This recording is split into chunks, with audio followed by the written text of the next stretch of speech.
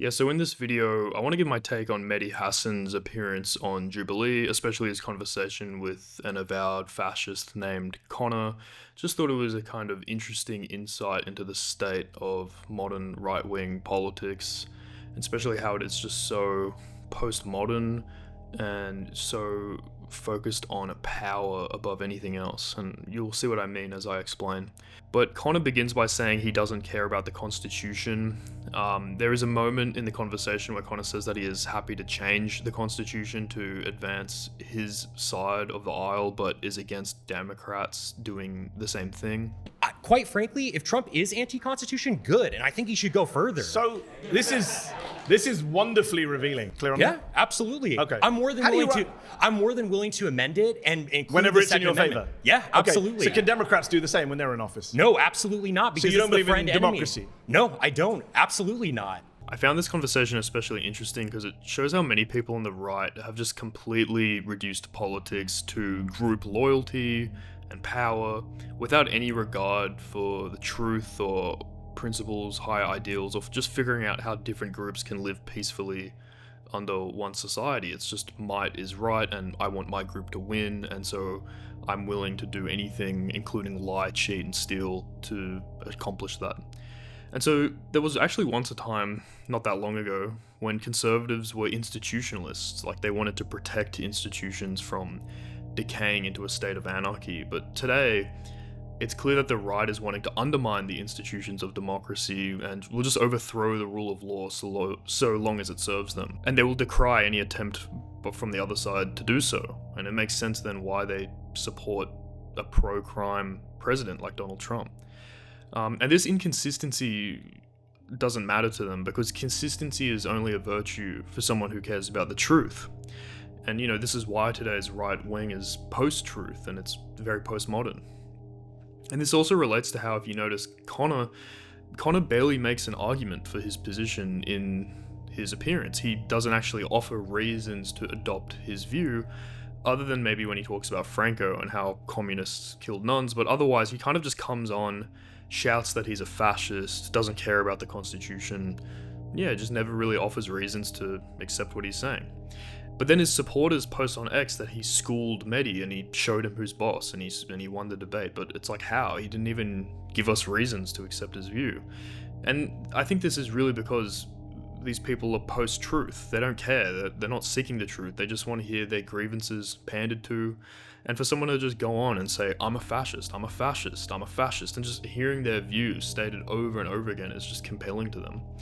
And when it comes to Conor's political strategy of overthrowing the Constitution, it's like the far right have just figured out that, hey, we can just lie, use violence, act unethically to get what we want, and this is like somehow politically insightful and smart. Like, oh, I actually just realized I don't have to play by the rules without any consideration for maybe why those rules were put there in the first place. And Conor looks very impressed with himself the whole conversation. I want to get back to Conor's self-satisfaction and the way he laughs maniacally about being a fascist. I'll get to that in a moment. But one reason that people like Conor have this might is right view of politics is because they believe that this is how the left behaves. And, through going down the rabbit hole of misinformation and conspiracy theories, they have this paranoid view of society in which they are under attack by an elite who want to subvert and destroy Western or European society, displace white people perhaps, through institutions like the universities, journalists, and so on. There's also probably a lot of projection on their part where the far right believes other groups share their own exclusionary tribalist politics when, they just don't. So for instance, they don't believe that other groups should have the same rights as they do and that they should be excluded from civil society. And so they kind of just project that, well, perhaps Muslims or Mexicans or people who belong to these other groups, they must feel the same way about white people, when that's just not true. Hey, what can I say? I think you could say, I'm a fascist. Yeah, I am. Absolutely. I'm just checking who's clapping just to get my set of where everyone is on this. But why does Conor laugh at Mehdi's face like this? Now, this is all armchair psychoanalysis on my part, so I could be completely wrong. But, I think there is some usefulness speculating about this, because it's useful to know the motivations for why people believe things. So if I had to bet, in my opinion, I think it's due to far-right extremists prioritizing contrarianism, hipsterism, shock value, and sensation seeking. And there's actually a lot of research literature that show that these traits are predictive of radicalization in young men. The thrust of Conor's argument in that segment is basically, I bet you haven't met someone like me before. Like, I think that's where this self-satisfaction comes from. It's like he knows how shocking and new he is. Like, you've never had to deal with a fascist. And, you know, seeing as stated before, he made zero effort to argue his views. I think that this contrarianism of his was the argument. Like, this "you wouldn't hear this on Fox News" kind of sentiment is what does the persuasive work for people like him. And I think they just have zero self-awareness about this and like how cliche it is and that they're all like this. And I don't think fascists understand that there is also a wealth of research literature on radicalization and that it predicts someone like Conor's exact personality. And having a broken epistemology like a fascist does means that once the novelty of being a based, edgy fascist wears off, I think they're also more likely to then just go and adopt another meme worldview in this kind of online pipeline. So something like, I don't know, national Bolshevism or orthodoxy or something like that. Because I think if you speak to a lot of people on the far right online, like fascists, a lot of them are like on their 10th ideology. They've just gone through this pipeline of adopting radical online ideologies over and over again, and then they get boring, the novelty wears off, and in that contrarian sensation seeking, they need something new, and they just move on. Anyway, it's just, I thought this kind of like laughing, it's just a very childish display from someone proudly exhibiting their lack of critical thinking or solid epistemic values. There's also a part in the conversation where Conor mentions Carl Schmitt. Kill everyone, Carl even their own Schmitt makes supporters. this point very well in his work. It's the friend-enemy distinction, right? You Carl liberals, Schmitt, the Nazi theoretician. Yeah, absolutely. I don't care. Now, Mehdi makes the mistake, in my opinion, of dismissing Schmitt as a Nazi. So I myself did a bachelor's in politics, philosophy, and economics, and any political philosophy 101 class will have a week on Schmitt. He is a robust and important theorist. There's still value to be gained from their work, even if they themselves held horrible political views. And yeah, so it's hard to say why people on the right, like Conor, evoke Carl Schmitt. I've seen people like Nick Fuentes drop Schmitt too. I don't really get why they do this. Like, if you actually listen to them, it doesn't seem that connected to what they're trying to argue or their worldview.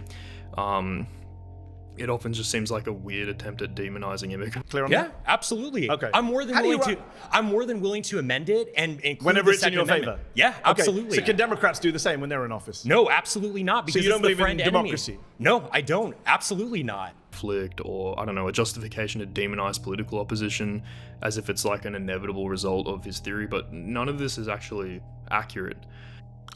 The concept of the political, the text where Schmitt advances this friend-enemy distinction, it's a very subtle, nuanced text like all of his work, but he's not saying in it that we should manufacture enemies for identity consolidation or something like that. I think people on the far right just name drop Schmitt to create the illusion that their dislike of a certain group is deeply rooted as a feature of politics, but this just isn't true. So Schmitt wasn't saying the other or the enemy was immigrants. He was saying that the enemy is an existential threat to the group in which conflict with them is always possible. And to Schmitt, the possibility of the friend-enemy distinction plays out in all politics, regardless of who that other is.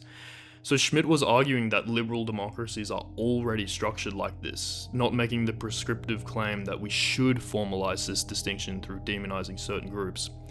And I wanted to finish this by saying that I strongly believe that conservatives in the 2020s are basically stupider than they were decades prior. They've gotten worse as an ideology. Conservatives used to be the cynical realist, the former lawyer in a suit unimpressed by the naive optimism of liberalism.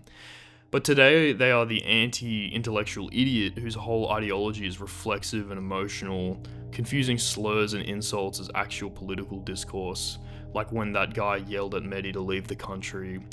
And you know, in the 2010s, I had a 3 or 4 year stunt as a right-wing teenager / young adult, despite being pretty progressive both prior to that time and afterwards. But I was interested in the German conservative revolution, people like Schmidt, and other thinkers like James Burnham and Leo Strauss, and I still am today. Just without the overhanging, Gamergate kind of ideology that was popular at that time. And for the record, I do think there is a need for this kind of old conservative discourse about liberal enlightenment neglecting the classical politics of cultivating virtue in the citizenry. And I believe, although I've changed and grown as a person, I do think conservatism has also declined into paranoia, entitlement, and the otherizing of certain groups with little interest in the concerns that it historically tried to address. But anyway, guys, that's the video for today. If you liked this, please subscribe, like, leave a comment. I'm happy to argue with you, I guess. But yeah, have a good day.